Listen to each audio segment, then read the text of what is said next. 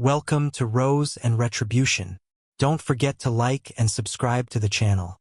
I found my fiancé in bed with my sister on the morning of our wedding. Not an hour before I was supposed to walk down the aisle. Not in some seedy hotel where I could pretend it was a drunken mistake. In our bedroom. In the house we'd spent 2 years renovating together. In the bed where he'd proposed to me exactly 1 year ago. Rose petals scattered across white sheets, promising me forever. The universe has a cruel sense of timing. My name is Elena Hart, and 6 hours ago, I was the happiest woman alive. I was marrying Marcus Webb, successful architect, devastatingly handsome, the man who made my mother finally stop asking when I'd settle down. The man who'd swept into my ordinary life like a hurricane and convinced me I deserved extraordinary things. I should have known better. Hurricanes destroy everything they touch. The perfect morning shattered. The morning started like a fairy tale. I woke up at my best friend Cassie's apartment, where I'd spent the night according to tradition. The bridesmaids had already arrived, champagne flowing, makeup artists setting up, my wedding dress hanging like a cloud of ivory silk and lace against the window. "You're glowing," Cassie said, squeezing my hand as we clinked our champagne flutes together. Marcus is the luckiest man alive. I believed her. God, I actually believed her. My phone buzzed with a text from Marcus. "Can't wait to see you at the altar, future Mrs. Webb. I love you more than words can say." My heart had soared. I texted back a row of heart emojis, too giddy to form actual words. Then my mother called. "Elena, darling, there's a small problem." Her voice had that tight, controlled quality that meant she was barely holding back panic. "Your sister isn't here yet. Vanessa was supposed to help me with the final setup at the venue, but she's not answering her phone. Do you know where she is?" Vanessa, my younger sister by 3 years, my maid of honor, the golden child who could do no wrong in our parents' eyes. Beautiful, charming Vanessa who dated half the eligible bachelors in Boston before settling into her current relationship with some businessman she rarely talked about. "She probably overslept, Mom. You know how she is." I'd laughed it off, trying to keep the irritation from my voice. This was supposed to be my day, and Vanessa was already creating drama. "I'm worried, honey." It's not like her to be unreachable, especially today. A cold finger of unease traced down my spine, but I pushed it away. "I'll try calling her. Don't worry." I called Vanessa. No answer. I called again. Nothing. I sent texts. Read receipts showed she'd seen them, but no response. That's when the unease bloomed into full-blown anxiety. "Cassie, I need to check on something," I said, grabbing my car keys despite wearing nothing but a silk robe and slippers. "Elena, you can't leave. The makeup artist is about to start, and we need at least 2 hours. I'll be back in 20 minutes. I just need to make sure Vanessa is okay." I drove to the house Marcus and I shared, a beautiful colonial in Beacon Hill that we'd scraped together every penny to afford. His car was in the driveway. Strange. He was supposed to be at his brother's place, getting ready with his groomsmen. Maybe he'd forgotten something. Maybe he'd come back for the cufflinks I'd had custom engraved with our wedding date. I used my key, pushed open the front door. The house was quiet. Too quiet. "Marcus," I called out, my voice echoing through the foyer. No response. I climbed the stairs, each step feeling heavier than the last. Some primal part of my brain was screaming at me to turn around, to get back in the car, to preserve the beautiful illusion of my perfect life for just a few more hours. I should have listened. The moment everything died. The bedroom door was slightly ajar. I could hear sounds from inside, low murmurs, the rustle of sheets, a soft feminine laugh I'd heard 1,000 times before. My hand shook as I pushed the door open. They didn't even notice me at first. They were too wrapped up in each other, too lost in their betrayal to hear my sharp intake of breath or the sound of my phone clattering to the hardwood floor. Marcus was on top of her, her legs wrapped around his waist, her long auburn hair, so like mine but somehow more vibrant, more alive, spread across my pillow. The pillow where I'd cried tears of joy when he proposed. The pillow where I'd whispered my dreams of our future into the darkness.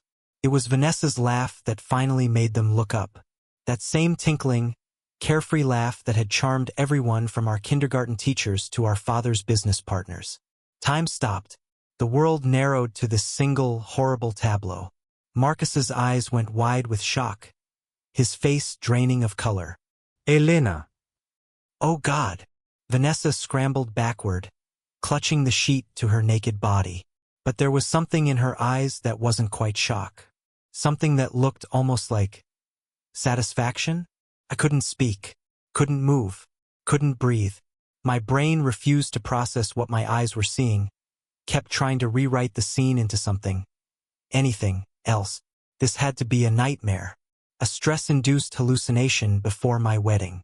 Any second now, I'd wake up in Cassie's guest room, laugh about the crazy dream, and go marry the love of my life.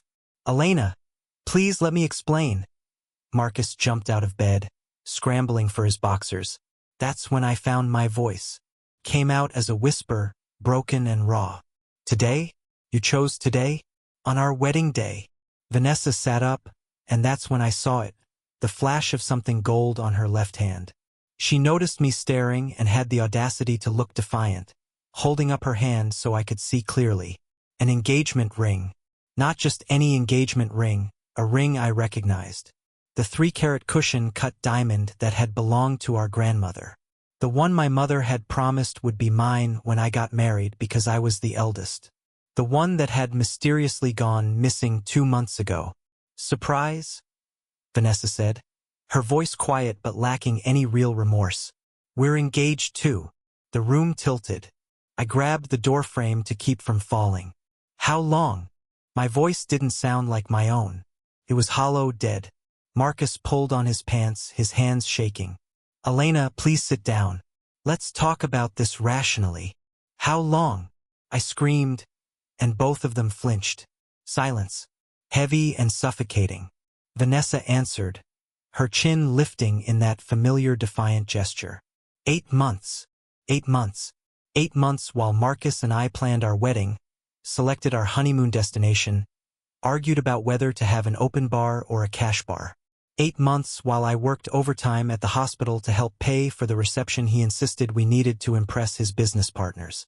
8 months while Vanessa sat at our family dinners, smiling at me across the table, helping me pick out bridesmaid dresses, throwing me a bridal shower.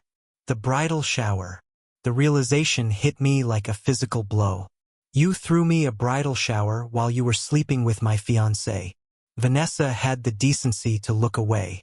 But Marcus stepped toward me, his expression shifting into something I recognized. That earnest, pleading look he used when he wanted something. The same look that had convinced me to drain my savings account to help with his investment opportunity that had somehow never materialized. Elena, baby, please, this isn't what you think. It just happened. We never meant to hurt you. It just happened? I laughed, and the sound was bitter and broken. For 8 months, it just kept happening over and over again. We fell in love, Vanessa said, and there was steel in her voice now. I know the timing is terrible, Elena. I know this looks awful, but you can't help who you love. You're my sister. The words came out as a sob. You're my little sister. I taught you how to ride a bike. I stayed up all night helping you study for your SATs. I held you when your first boyfriend broke your heart. And I promised you that someday you'd find someone who deserved you. And I did, Vanessa said softly. I found Marcus. The words were a knife between my ribs, twisting. Marcus moved closer, reaching for me. Elena, I'm sorry. God, I'm so sorry, but I can't marry you. Not when I have these feelings for Vanessa. It wouldn't be fair to any of us. Not fair to... I couldn't even finish the sentence. Couldn't comprehend the audacity. The cruelest truth. When were you planning to tell me? My voice was ice now, the shock giving way to something darker. Before or after I walked down the aisle? Were you going to leave me at the altar, Marcus? Make me the punchline of every gossip column in Boston? Or were you just going to go through with it and keep screwing my sister on the side? That's not fair, Marcus said, his jaw tightening. And there it was, the flash of anger, the hint of the man beneath the charming mask. You're acting like I'm some villain. I made a mistake. Okay? I fell for someone else. It happens. A mistake is forgetting to pick up the dry cleaning. A mistake is booking the wrong date for the caterer. This, I gestured between them, this is a choice. Every single day for 8 months you chose to betray me. Both of you. Vanessa stood up, wrapping the sheet around herself like a toga. Elena, I understand you're upset, but can you honestly say you and Marcus were happy? Really, truly happy? The question stunned me into silence. I've watched you together, Vanessa continued, her voice taking on that reasoning tone she used when she wanted to make herself sound mature. You don't laugh together anymore. You barely touch each other unless there's someone watching. You're comfortable, Elena. Comfortable and convenient. But is that really what you want for the rest of your life? Don't you dare. My hands balled into fists. Don't you dare try to make this about me. Don't you dare pretend you did this for my own good. I'm not saying that. Vanessa sighed, like I was being difficult, like I was the unreasonable one. I'm saying maybe this is a blessing in disguise. Maybe we all deserve to be with people we're truly passionate about. I stared at my sister, this stranger wearing my sister's face, and something inside me cracked open. Not broke, cracked. And through that crack, something cold and dark began to seep in. Get out, I said quietly. Elena, Marcus started. Get out, I screamed, my voice raw and ragged. Get out of my house. Get out of my life. Both of you. Now. Marcus grabbed his shirt and shoes, not meeting my eyes. But Vanessa walked right up to me, still clutching that sheet, still wearing our grandmother's ring. I'm sorry, Elena. Truly. But you'll understand someday. When you find real love, you'll understand why we couldn't walk away from this. She actually touched my arm, and I jerked away like I'd been burned. If you ever touch me again, I said, my voice deadly calm, I will make you regret it. That's not a threat, Vanessa. That's a promise. Something flickered in her eyes. Uncertainty. Maybe even fear. Good. They left. I heard Marcus's car start, heard the engine fade into the distance. And then I was alone in the bedroom where I'd imagined spending my wedding night, surrounded by the evidence of their betrayal. The champagne bottle they'd shared sat on the nightstand. 2 glasses. One had my sister's lipstick print on the rim, that expensive red shade she always wore that somehow looked better on her than it ever did on me. I picked up the glass and threw it against the wall. It shattered, red wine bleeding down the cream wallpaper like a wound. Then I threw the other glass, and the bottle, and the framed photo of Marcus and me from our trip to Paris, and the lamp, and everything else I could get my hands on until the room looked like a war zone and my hands were cut and bleeding and I finally collapsed onto the floor among the wreckage. That's where Cassie found me an hour later, after I'd finally responded to her frantic calls and texts with a simple message. Wedding's off. Come get me. The aftermath begins. Oh, honey. Cassie dropped to her knees beside me, careful of the broken glass. Oh, Elena. What happened? I told her everything. My voice flat and emotionless now that the initial shock had worn off. She listened in stunned silence, her face going through the same progression of emotions I'd experienced. Disbelief, horror, rage. I'm going to kill them, she said when I finished. I'm going to kill them both. Get in line.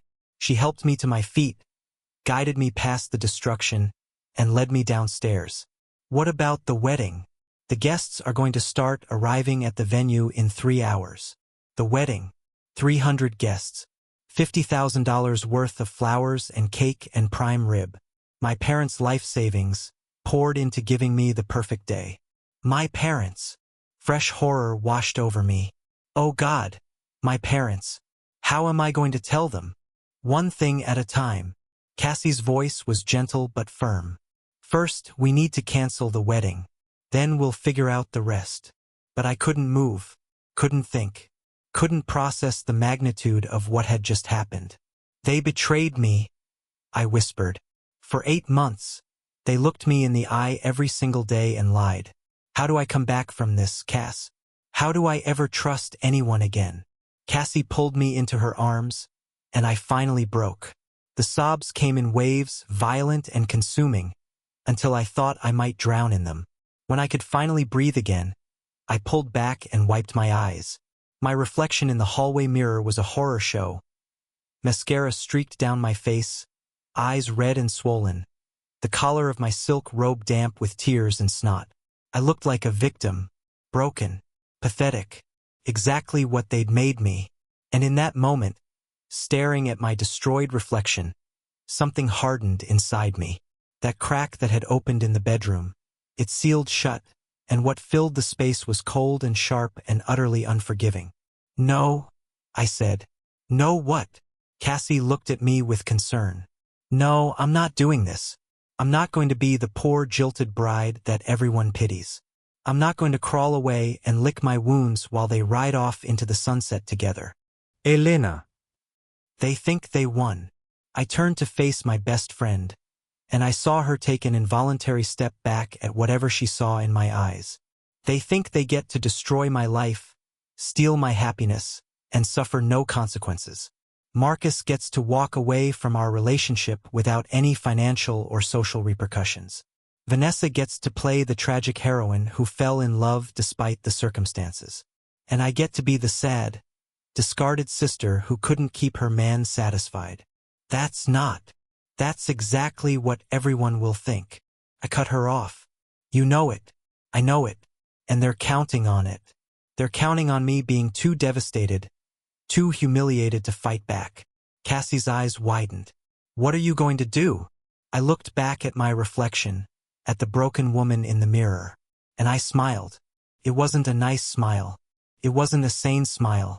It was the smile of someone who had just discovered that when you have nothing left to lose, you become very, very dangerous. I'm going to destroy them, I said simply.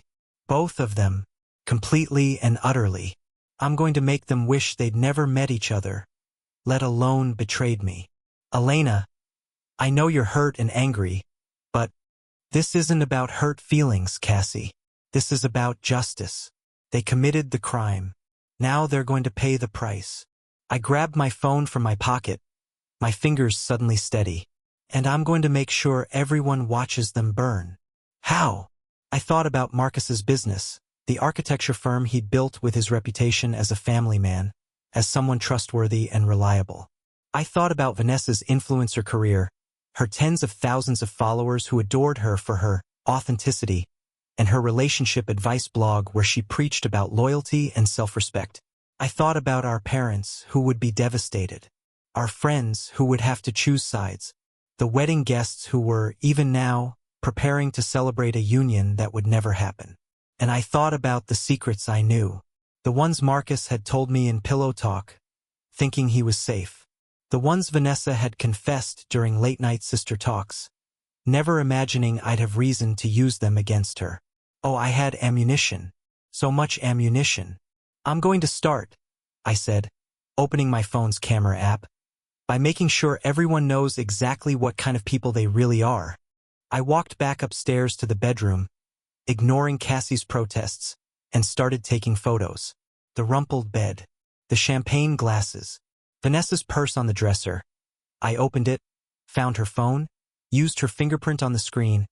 I'd watched her unlock it hundreds of times, and took screenshots of her text messages with Marcus.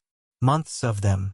Evidence of planning, of lies, of detailed discussions about how they'd handle the Elena situation after the wedding. After the wedding, they'd planned to go through with it. I forwarded everything to my email, then posted a single photo to my Instagram, the one of the rumpled bed and champagne glasses. The caption was simple. When you come home on your wedding day to get something you forgot and find your fiancé in bed with your maid of honor. Some fairy tales have unexpected endings. I tagged them both, and I tagged the wedding venue, the photographer, the wedding planner, every vendor who'd been part of creating this beautiful lie. Then I pressed post. Within 30 seconds, the comments started flooding in. Within 5 minutes, my phone was ringing off the hook. Within 10 minutes, the post had been shared 300 times. The fallout had begun. And somewhere in the city, Marcus and Vanessa were probably just realizing that the life they'd built on my ashes was about to go up in flames. I smiled. This was only the beginning. Within an hour of posting that photo, I had over 10,000 comments, 5,000 shares, and my Instagram followers had tripled. The post had gone viral in ways I couldn't have imagined. News outlets were picking it up. Gossip blogs were writing articles.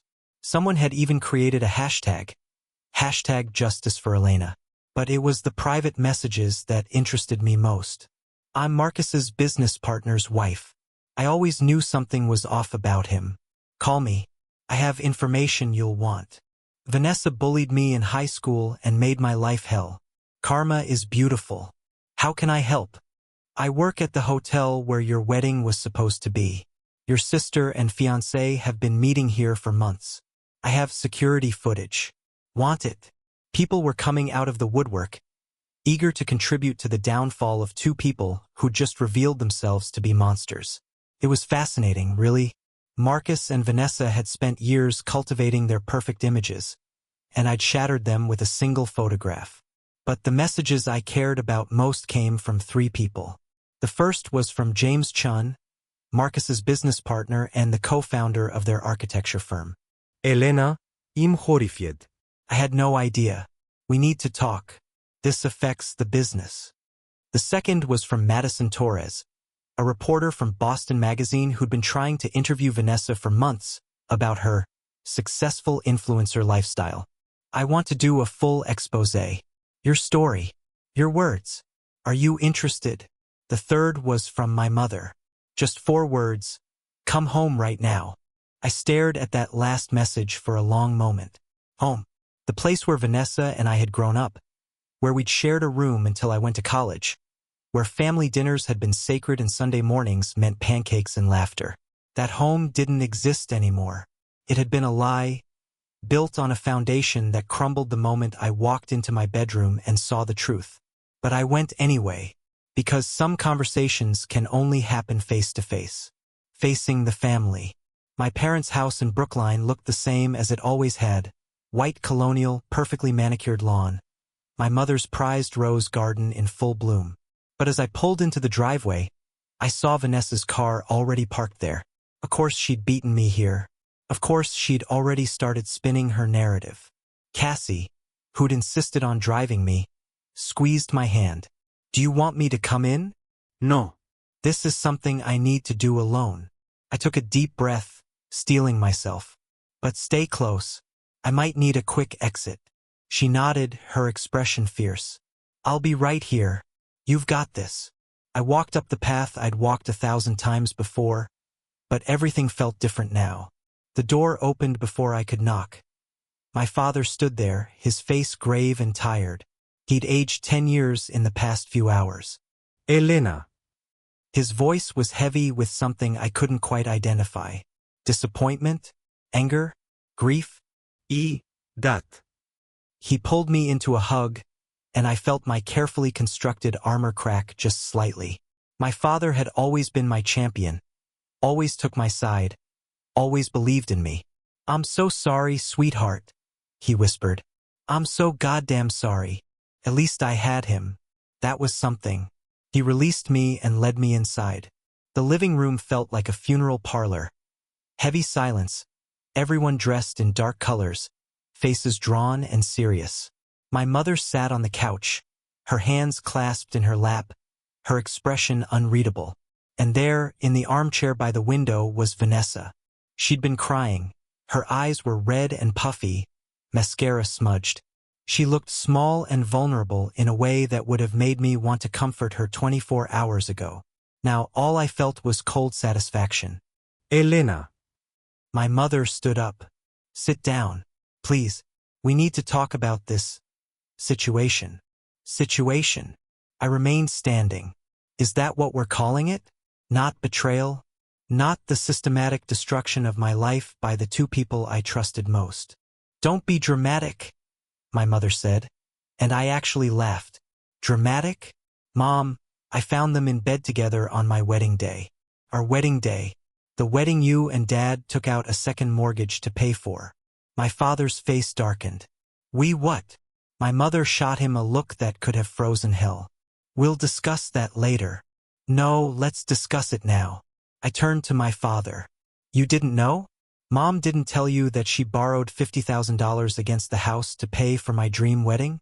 The one that was supposed to happen 3 hours ago. The color drained from my father's face. Caroline, it was supposed to be a surprise, my mother said weakly. A gift for our daughter's special day. Well, surprise, I said bitterly. Your money just paid for the venue where 300 people are currently finding out that the wedding is canceled because the groom was screwing the maid of honor. Vanessa flinched. Good. That's enough, Elena. My mother's voice was sharp now. I understand you're hurt and angry, but that social media post was completely inappropriate. Do you have any idea what you've done? The humiliation you've caused this family? I stared at her, unable to believe what I was hearing. The humiliation I've caused? You've made us a laughingstock. My mother continued, her voice rising. Your grandmother is getting calls from her bridge club. Your father's colleagues are sending him messages. That post has been shared thousands of times.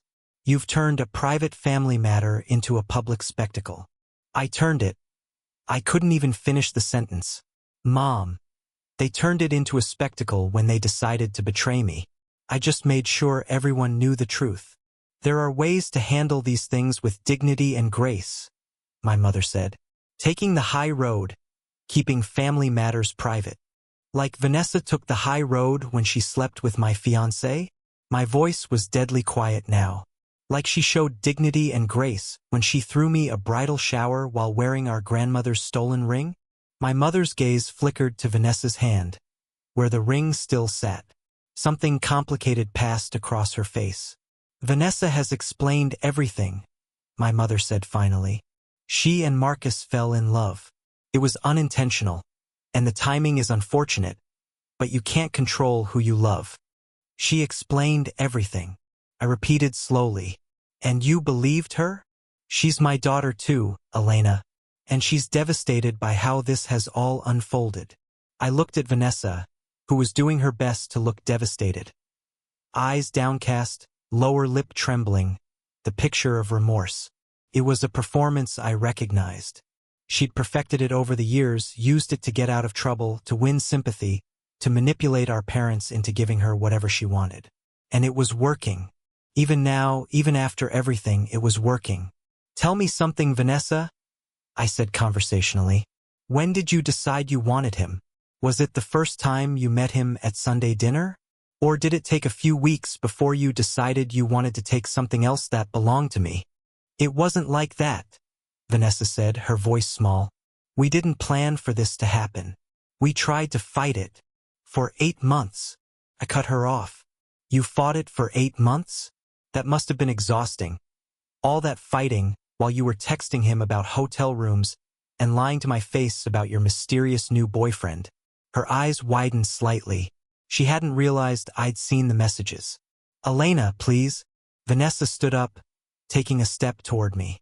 I never wanted to hurt you. You have to believe that. But Marcus and I, we have something real. Something deep. And I know the timing is terrible. But sometimes love doesn't wait for the convenient moment. Love. The word tasted like poison. You don't know what that word means. I do, Vanessa insisted. And there were tears in her eyes now, real ones, I thought. I love him, Elena. I love him in a way that terrifies me. And I know you love him too, but be honest with yourself. When was the last time he made your heart race? When was the last time you couldn't wait to see him? Couldn't imagine your life without him? The question hit harder than I expected because there was truth in it. Marcus and I had been comfortable. We'd fallen into routines. We'd stopped trying to impress each other, stopped making grand gestures, stopped having those long conversations that lasted until dawn. But that was what relationships were supposed to evolve into, wasn't it? Comfortable partnership, stable companionship, real life, not the butterflies and drama of new love. Except maybe Vanessa was right. Maybe I'd been settling. Maybe Marcus and I had been going through the motions, and that's why it had been so easy for him to fall for someone else. No, I wasn't going to let her twist this into being my fault. You're right, I said, and Vanessa's face lit up with hope. Marcus and I had become comfortable. We'd settled into a routine. But you know what? That's called building a life together. That's called growing up and being in an adult relationship instead of chasing the high of new love like a drug addict. That's not fair. And you know what else? I continued, my voice getting louder. Even if Marcus and I were having problems, even if we were wrong for each other, that gave you absolutely zero right to go after him. You're my sister. Sister. There are billions of men in this world, Vanessa. But you chose the one who was mine. And don't give me that soulmate bullshit. You chose him because you wanted what I had. That's what you've always done. That's not true, Vanessa protested. But her voice wavered. Isn't it? I looked at my mother. Remember the piano? I took lessons for 5 years, practiced every day. Finally got good enough to play in the school recital. And what happened? My mother's face tightened. She knew exactly what I was talking about. Vanessa decided she wanted to play piano too, I continued. So you let her use my practice time, bought her the more expensive teacher, and within a year she was playing Carnegie Hall while I was told I needed to be more supportive of my talented little sister. You were never as dedicated as Vanessa, my mother said defensively. I was 12 years old and you gave my dream to her. The old pain, buried for so many years, came flooding back. And when I wanted to go to Columbia for college, what did Vanessa do? She applied to the same school, got an early decision, and suddenly there wasn't enough money for both of us, so I had to go to state school instead. That's ancient history, my mother said, and completely irrelevant to the current situation. It's not ancient history, and it's completely relevant. This is a pattern. Vanessa sees something I have, something I love, and she takes it. And you let her. Every single time you let her. Because Vanessa goes after what she wants, my mother said, and there was an edge to her voice now. She doesn't sit back and wait for life to happen to her. She takes action. And maybe if you'd shown that kind of initiative, Marcus wouldn't have been looking elsewhere. The words landed like a slap. My father stood up abruptly. Caroline, that's enough. No, Michael, it's not enough. Someone needs to say this. My mother turned to face me fully. Elena, you're a good girl. You've always been a good girl. Responsible, reliable, dutiful. But good girls are boring. They're predictable. They don't inspire passion. And maybe, just maybe, if you'd put half the effort into your relationship that you put into making everyone else happy, you wouldn't be in this situation. Couldn't breathe. Couldn't think. Couldn't process that my own mother, was blaming me for being betrayed. Get out, my father said, his voice shaking with rage. Excuse me? My mother looked at him in shock. I said get out. Take Vanessa and get out of my sight before I say something I can't take back. Michael! Now! I'd never heard my father yell like that. Never seen him look at my mother with such contempt. She took a step back, genuinely frightened. This is my house too, she said, trying to regain control. Is it? Because I'm pretty sure I'm the one who's been paying the mortgage for 30 years while you apparently took out secret loans against it. He turned to Vanessa. And you're not welcome here anymore. I don't care if you're my daughter. What you did is unforgivable. Daddy, Vanessa's voice broke. Don't. Just don't. He held up a hand. I've made excuses for your behavior your whole life. Told myself you'd grow out of it, that you just needed more attention, more guidance. But this? There's no excuse for this. You knew exactly what you were doing, and you did it anyway. Vanessa's face crumpled. Real tears now, streaming down her face. Please don't say that. Please. I'm sorry. I'm so sorry. Sorry you did it? Or sorry you got caught? I asked. She didn't answer. Couldn't answer because we both knew the truth. My mother grabbed her purse. Fine. We'll leave. But Elena, when you're done with this tantrum and you realize you've destroyed what's left of this family, don't come crying to me. I won't, I said simply. I'm done crying over people who don't deserve my tears. They left. The door slammed behind them, and then it was just my father and me in the heavy silence. "I'm sorry," he said finally, his voice rough. "I'm sorry I didn't see this coming. I'm sorry I didn't protect you. You didn't know. I should have known. A father should know when his daughter is a snake." He sank back onto the couch, suddenly looking every one of his 62 years. "Your mother and we haven't been on the same page about Vanessa for a long time. I kept telling myself Caroline was just being protective, that all mothers favor their youngest. But this..." He trailed off, shaking his head. I sat down beside him, taking his hand. "It's not your fault, Dad. How much did you lose? Financially, I mean, the wedding, the house you bought with Marcus, all of it." "I don't know yet. I haven't had time to calculate the damage." "I'll help," he said firmly. "Whatever you need to get back on your feet. And I'll handle your mother. The second mortgage, the excuses for Vanessa, all of it. This ends now. Thank you." I leaned my head on his shoulder, feeling some of the tension leave my body. At least I had one parent in my corner. We sat like that for a while, neither of us speaking. Then my phone buzzed. A text from James Chun. "Can you meet tomorrow?" 10 Uhr morgens? "I have information about Marcus you need to hear." I smiled grimly and typed back, "I'll be there." The business partner's revelation. The next morning, I arrived at the sleek downtown office of Webb and Chun Architecture 15 minutes early. I dressed carefully, black pencil skirt, white blouse, my grandmother's pearl earrings, the only piece of jewelry from her I'd actually inherited. I looked professional, composed, nothing like the destroyed woman who'd been sobbing on her bedroom floor 36 hours ago. Fake it until you make it, right? James Chen's assistant led me to a conference room with floor-to-ceiling windows overlooking the harbor. James was already there, along with an older woman I didn't recognize and a man in an expensive suit who had lawyer written all over him. Elena. James stood, shaking my hand. His grip was firm, his expression serious. "Thank you for coming. This is Sandra Morrison, our accountant, and David Reeves, our attorney." My stomach tightened. This was more formal than I'd expected. "Please sit down." James gestured to a chair. Once we were all settled, he slid a folder across the table to me. "I'm going to be direct because I think you deserve the truth, and I think you're strong enough to handle it. Marcus has been stealing from the company." The words took a moment to register. "What?" "For at least a year, possibly longer. We're still auditing." Sandra opened her own folder, showing me spreadsheets covered in highlighted numbers. "He's been creating fake vendors, inflating project costs, and pocketing the difference. We're talking about at least $300,000. The room spun. $300,000.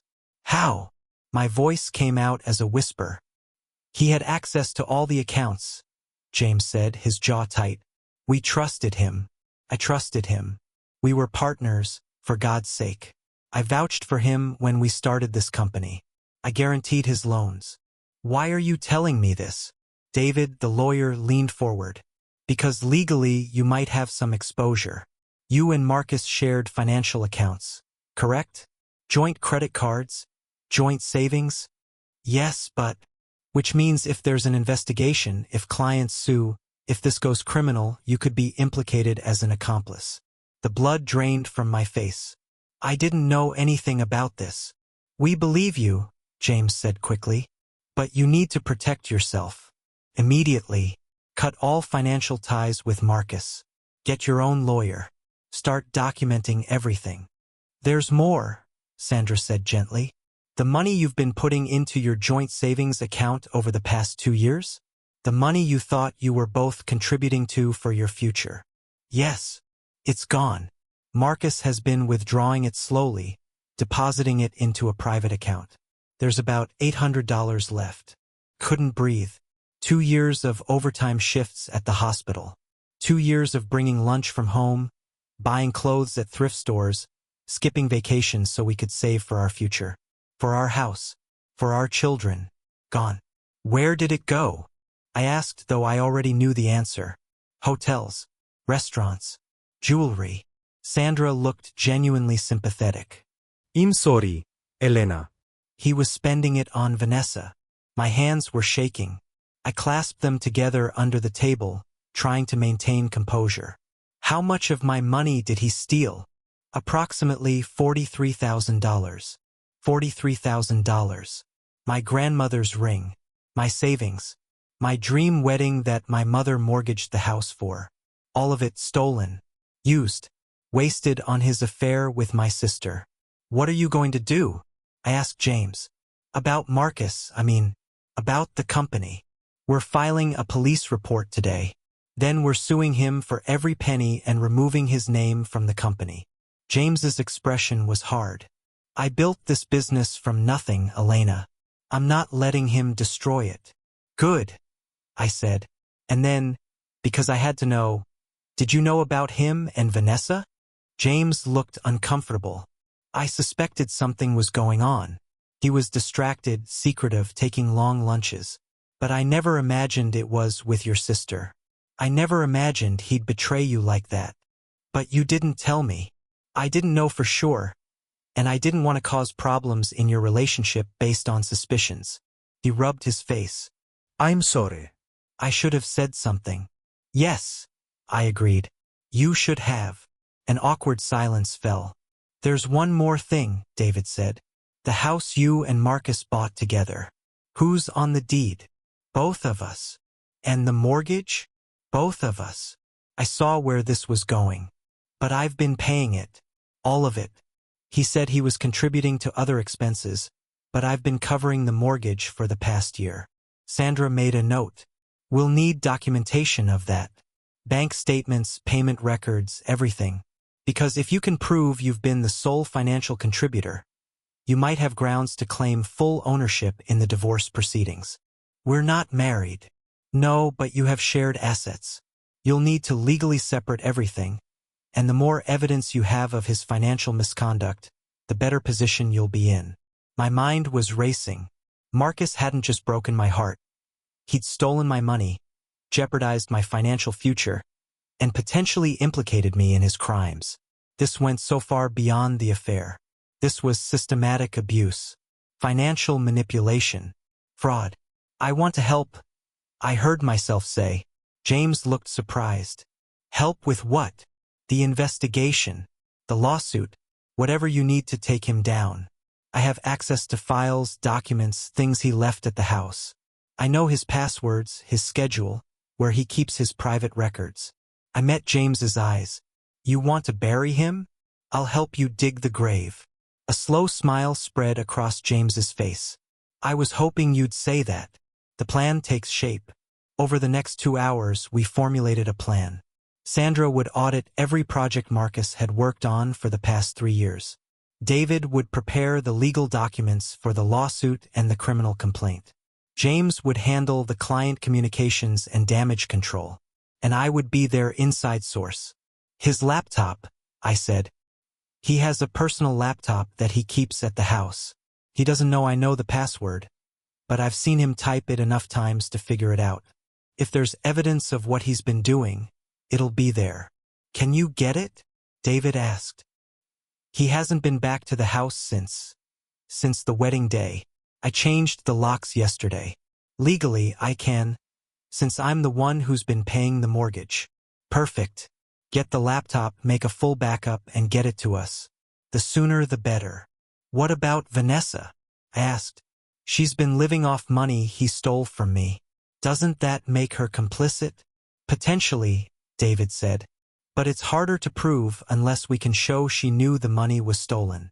Did she know about his financial situation? About the company accounts? I thought about all those dinners where Marcus had complained about business stress, about difficult clients, about cash flow problems. Vanessa had been there for most of them, sitting at our family table, pretending to be the supportive little sister while she was screwing my fiancé behind my back. She knew he was having money problems, I said. But I don't know if she knew about the theft specifically. Then we focus on Marcus for now. Once we have him in check, we can see about the collateral damage. Collateral damage. That's what my sister had become. Not family. Not even human. just collateral damage in the war I was waging. I liked it. I left the meeting with a clear mission and a folder full of documents to sign. As I walked to my car, my phone rang. Unknown number. I almost didn't answer. Then curiosity got the better of me. Hello. Elena Hart. A man's voice, smooth and professional. Yes. My name is Victor Castellano. I'm an attorney representing a class of Marcus Webb's former clients. We've been building a case against him for professional negligence and fraud for the past 6 months. I was wondering if you might be willing to meet with me. I stopped walking. How did you get my number? I'm very good at my job, and I saw your Instagram post. I'm sorry about what happened to you, Ms. Hart, but I'm also hoping you might be willing to help me ensure Marcus Webb never hurts anyone else again. A class action lawsuit. Multiple victims. 6 months of investigation. This was bigger than I'd thought. So much bigger. I'm listening, I said. Not over the phone. Can you meet me this afternoon? I'm buying lunch. I thought about my father's words. When you're ready to fight back, I'll be right beside you. I thought about James's evidence, Sandra's spreadsheets, the documentation of systematic theft. I thought about Marcus and Vanessa, probably waking up in whatever hotel they'd fled to, thinking they'd gotten away with it, thinking I'd be too heartbroken, too destroyed to fight back. They were wrong. Text me the address, I said. I'll be there. Victor Castellano turned out to be exactly the kind of lawyer you wanted on your side, sharp, ruthless, and completely dedicated to destroying his targets. Over lobster rolls at an upscale restaurant in the seaport, he laid out the case against Marcus. 6 former clients, he said, spreading photos across the table. All of them hired Webb and Chun for high-end residential projects. All of them paid premium prices for what they were promised would be architectural excellence. And all of them ended up with substandard work, cost overruns, and in some cases, structural issues that required complete redesigns. I looked at the photos, beautiful homes with serious flaws, cracks in foundations, improperly supported beams, electrical systems that weren't up to code. Marcus did this? Marcus signed off on it. Whether he did the actual work or not is irrelevant. He was the architect of record. He was responsible. People could have been hurt. People were hurt. This house. Victor tapped one of the photos. The master bedroom balcony collapsed 3 months after construction was complete. The homeowner's daughter fell 15 feet and broke both legs. She's lucky to be alive. Horror washed over me. Oh my God. Marcus cut corners to save money. He hired unlicensed contractors, used substandard materials, and falsified inspection reports. Also, he could maximize his profit margins. Victor leaned back. The man's a fraud, Ms. Hart. A dangerous one.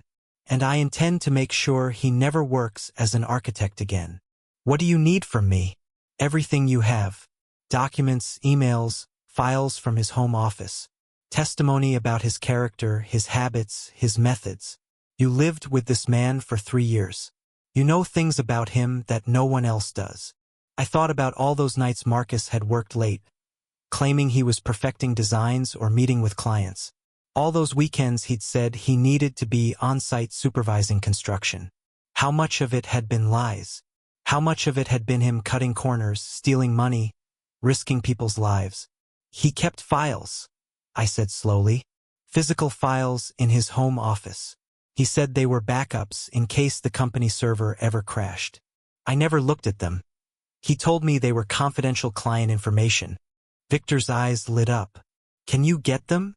They're in my house. My house now, since I changed the locks. Then yes, legally you can access them. But Elena, his expression turned serious. If you do this, if you help me take him down, it's going to get ugly. He'll come after you. He'll claim you're a vindictive ex trying to destroy him. He'll drag your name through the mud. Let him try. My voice was steel. I'm already the jilted bride in the tabloids. I'm already the woman whose fiancé chose her sister over her. What else can he do to me that hasn't already been done? Victor smiled. I think you and I are going to get along very well. The evidence gathered. That night, I went back to the house with Cassie and two other friends from the hospital. Both of them large, muscular men who'd volunteered to be my security detail in case Marcus tried to show up. The house felt different now. Haunted. Every room held memories that were now tainted. The kitchen where Marcus had proposed. The living room where we'd hosted dinner parties. The home office where he'd kissed me goodnight before working late, while actually texting my sister. "You okay?" Cassie asked, watching me stand frozen in the doorway. No. "But I will be." We got to work. Marcus's home office was a treasure trove. Filing cabinets full of documents. External hard drives. Thumb drives in his desk drawer. His laptop in its case exactly where he'd left it. I opened the laptop, typed in his password, Vanessa 2023. Of course he'd changed it to her name. The screen came to life and I started copying files. Everything. Client contracts, financial spreadsheets, emails, photos. I backed it all up to 3 separate drives, just to be safe. While the computer worked, I went through the physical files. Project proposals, invoices, material orders. And there, buried in the back of the bottom drawer, a manila folder labeled Personal. Inside was a stack of hotel receipts, jewelry receipts, restaurant bills, and a letter. I recognized the handwriting immediately. Vanessa's looping, elegant script. "My darling Marcus, I can't believe it's been 6 months since that first night at the Riverside Inn. 6 months of stolen moments, secret smiles, and a love I never thought I'd find. You make me feel alive in a way I never have before. I know this is complicated. I know Elena will be hurt, but I also know that what we have is rare and precious and worth fighting for. When you finally leave her, when we can be together openly, I promise I'll make you happier than she ever could. She's my sister, and I do love her. But she's always been the practical one, the responsible one, the one who plays it safe. You need someone who matches your passion, your ambition, your desire for more. You need me. I'm wearing the necklace you bought me right now. The one with the sapphires. Every time I touch it, I think of you. Counting the days until you're mine completely. Vanessa." The letter was dated 8 months ago, right at the beginning of their affair. My hands were shaking as I photographed it, the rage building with every word. The necklace with the sapphires, I'd seen her wearing it. She told me she'd bought it for herself with her influencer income. It had been a gift from my fiancé, bought with money stolen from me. Elena. Cassie's voice came from the doorway. "You've been in here for an hour. Did you find something?" I handed her the letter. She read it, her face darkening with each line. "I'm going to kill her. I'm actually going to kill her. Get in line," I said for the second time in 2 days. "But first, I'm going to make her wish she'd never been born." We finished gathering evidence and left. I had 3 external hard drives full of files, 2 boxes of physical documents, and enough ammunition to destroy Marcus Webb professionally, financially, and legally. But it wasn't enough. Not yet, because Marcus was just the architect of my destruction. Vanessa had been the willing accomplice. And my mother had been the enabler who'd taught Vanessa that she could take whatever she wanted without consequences. They all needed to pay. I thought about Vanessa's influencer career, her Instagram with 50,000 followers, her YouTube channel with lifestyle advice, her blog about living your best authentic life. All of it built on an image of perfection, kindness, and integrity.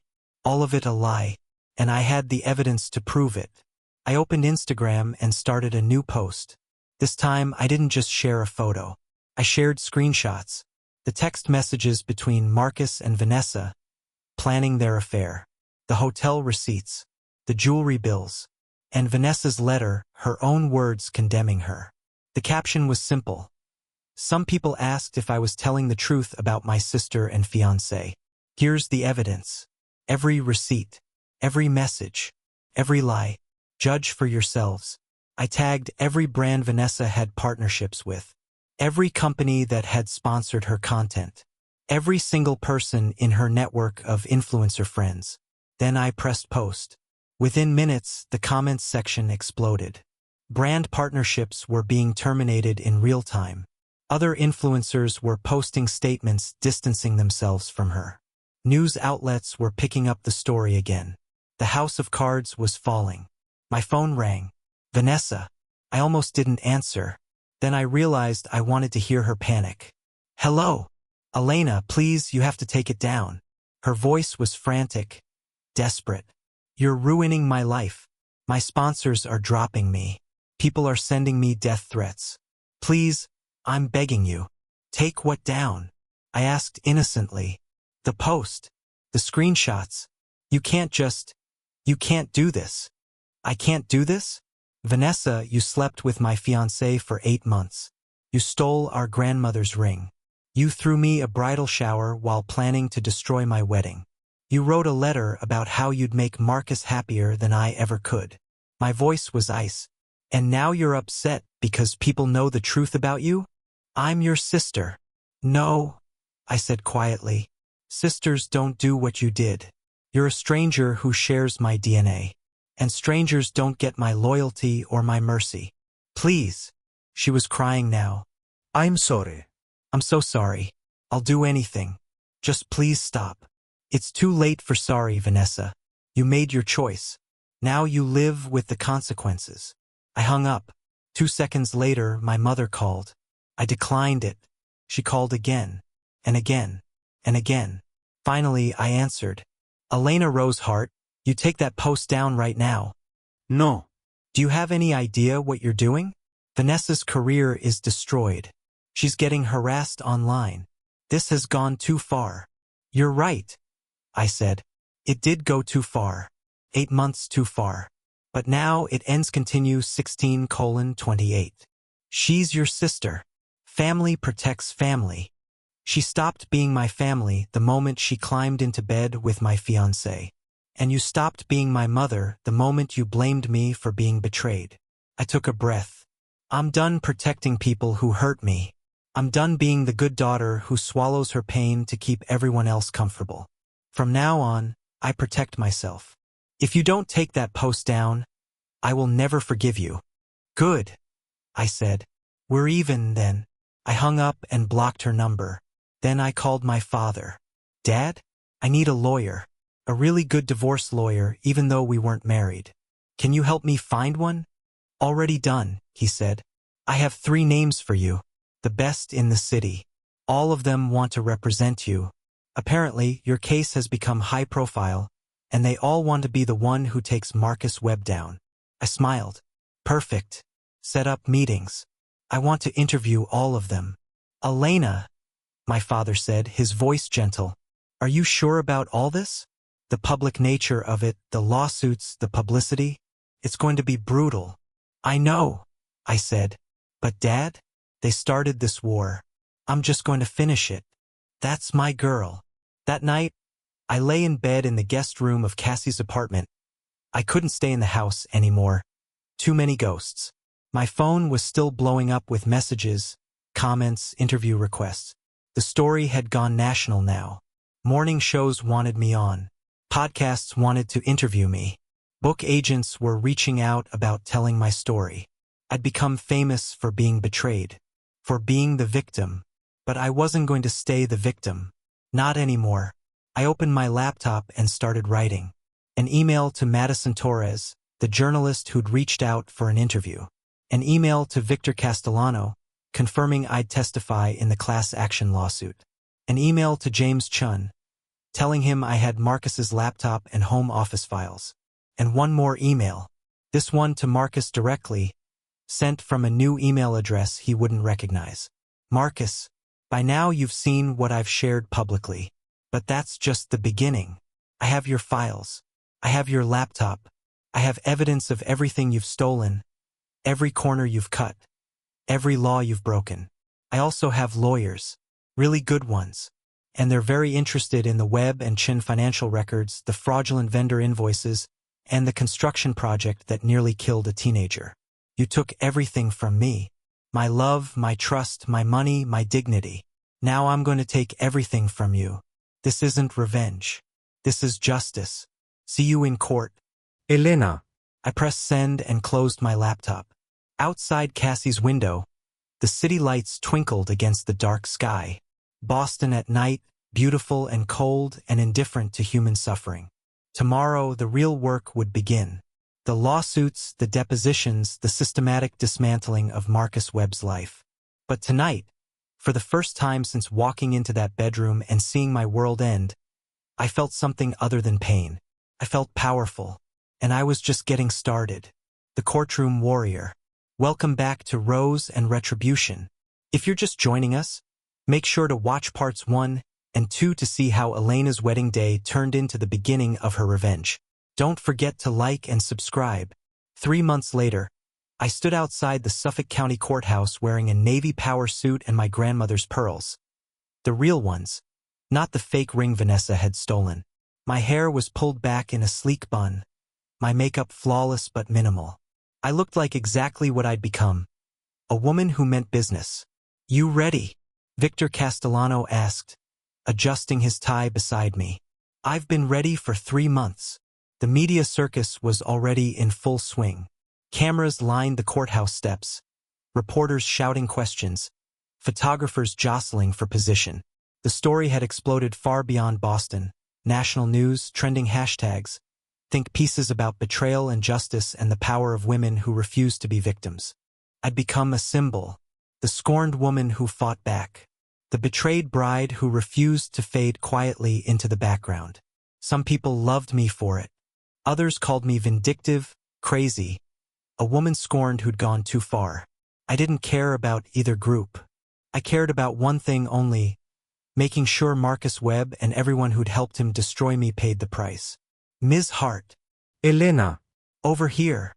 A reporter pushed forward. "How do you feel about facing Marcus in court today?" I stopped, looked directly into the camera, and smiled. Not a bitter smile, not a broken smile, a smile of pure, cold confidence. "I feel like justice is finally being served," I said clearly, "and I'm here to make sure it's delivered in full." Victor guided me up the stairs, through the crowd, into the cool marble interior of the courthouse. Inside, away from the cameras, my hands started shaking. "It's normal to be nervous," Victor said, noticing. "But Elena, we have him. Every piece of evidence, every witness, every document. He can't wiggle out of this. What if he takes a plea deal? What if he won't?" Victor's voice was firm. "His lawyer has advised him to multiple times, but Marcus Webb is too arrogant to admit defeat. He actually thinks he can win this." "Good," I said. "I want him to watch everything crumble. I want him to fight and lose. A plea deal would be too easy." We entered the courtroom. It was already packed. Journalists in the back rows, Marcus's former clients in the middle, and there, on the other side of the aisle, sat Marcus. He'd lost weight. His expensive suit hung a bit too loose on his frame, and there were dark circles under his eyes. Good. I hoped he hadn't slept in months. I hoped every time he closed his eyes, he saw what he'd lost. When he noticed me, something flickered across his face. Regret? Anger? Fear? I couldn't tell, and I didn't care. Next to him sat his lawyer, Philip Gardner, one of the best defense attorneys in Boston, charging Marcus a fortune he didn't have anymore. Behind them, in the gallery, I spotted someone who made my blood freeze. My mother, sitting on Marcus's side of the courtroom. Of course she was. Of course she'd chosen to support him over me. Victor followed my gaze and frowned. "Don't let her get to you. Focus on what we're here to do." I nodded, tearing my eyes away from her. This wasn't about her. Not today. Judge Patricia Morrison entered, and we all stood. She was in her late 60s, with silver hair and a reputation for being tough but fair. She'd presided over some of the biggest financial fraud cases in Massachusetts history. "Please be seated," she said, her voice carrying authority. "We're here today for the preliminary hearing in the case of Chan and Associates versus Marcus Webb, with related criminal charges of fraud, embezzlement, and professional negligence. Are both parties ready to proceed?" "Yes, Your Honor," Victor and Philip said in unison. And so it began. The evidence unfolds. Victor was masterful. Over the next 3 hours, he systematically laid out Marcus's crimes. The falsified vendor invoices, the phantom expenses, the kickbacks from unlicensed contractors, the substandard materials used in construction, the forged inspection reports. Each piece of evidence was more damning than the last. "Your Honor," Victor said, pulling up a spreadsheet on the courtroom's display screen. Over the course of 18 months, Mr. Webb created 23 fake vendor accounts.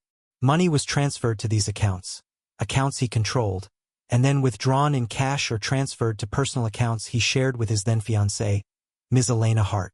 Marcus's lawyer immediately objected. "Your Honor, my client disputes the characterization that Ms. Hart was unaware of these transactions.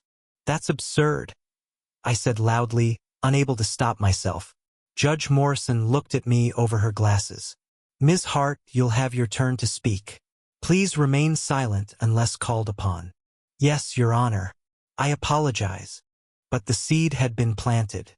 Marcus was going to try to implicate me, to claim I'd known about his fraud and benefited from it. Victor had anticipated this. "Your Honor, we have documentation showing that Ms. Hart was making regular deposits into their joint account, her salary from Boston General Hospital.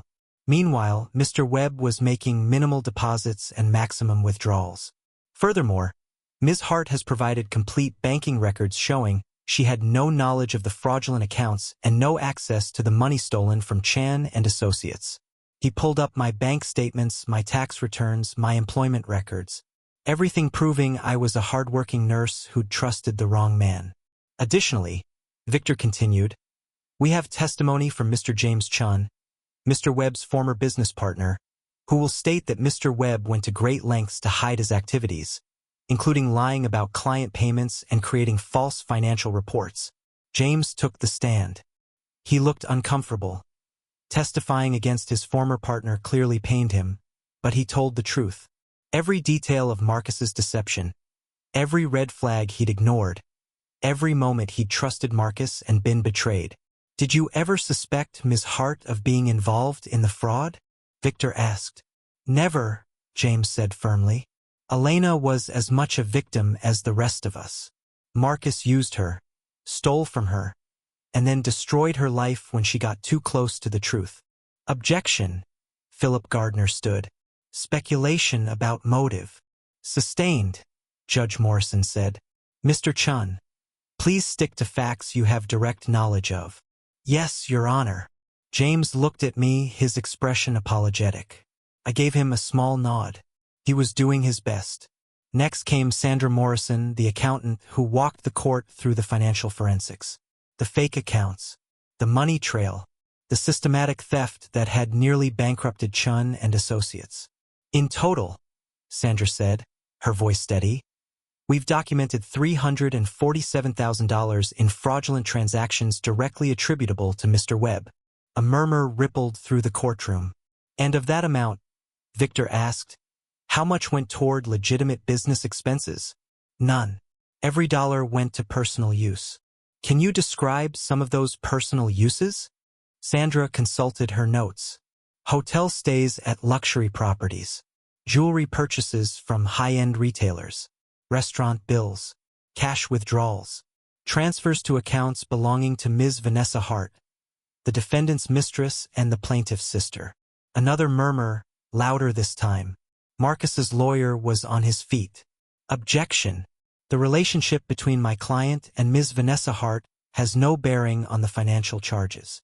"It has every bearing, Your Honor," Victor countered.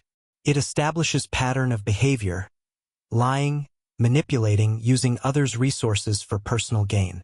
And it directly relates to the emotional damages Ms. Elena Hart suffered when she discovered the affair and the theft simultaneously." Judge Morrison considered. "I'll allow it for now, but Mr. Castellano, don't stray too far from the financial issues." "Understood, Your Honor." The sister's testimony. Then came the moment I'd been both dreading and anticipating for 3 months. The plaintiff calls Ms. Vanessa Hart to the stand. Vanessa entered through the side door, and I barely recognized her. She'd lost weight too much weight. Her clothes hung on her frame. Her hair was limp and dull, and her face was pale and drawn. The vibrant, beautiful Vanessa I'd known was gone, replaced by this hollow shell. Good. She deserved to suffer. She took the stand, her hands trembling as she placed them on the Bible to be sworn in. "Ms. Hart," Victor began, his tone deceptively gentle. "How long were you in a romantic relationship with Marcus Webb?" "About 8 months," Vanessa whispered. "Speak up, please." "8 months," she said louder, her voice cracking. "And during those 8 months, were you aware that Mr. Webb was engaged to your sister, Elena Hart?" "Yes." "Were you aware that they were planning a wedding?" "Yes." "Did you attend the bridal shower thrown in your sister's honor?" Vanessa's eyes filled with tears. "Yes." "Did you help plan that wedding? Did you serve as maid of honor?" "Yes." The tears were falling now, streaking down her cheeks. "Ms. Hart, I want you to tell the court how much money Marcus Webb spent on you during your 8-month relationship." Vanessa looked at Marcus's lawyer, clearly hoping for an objection.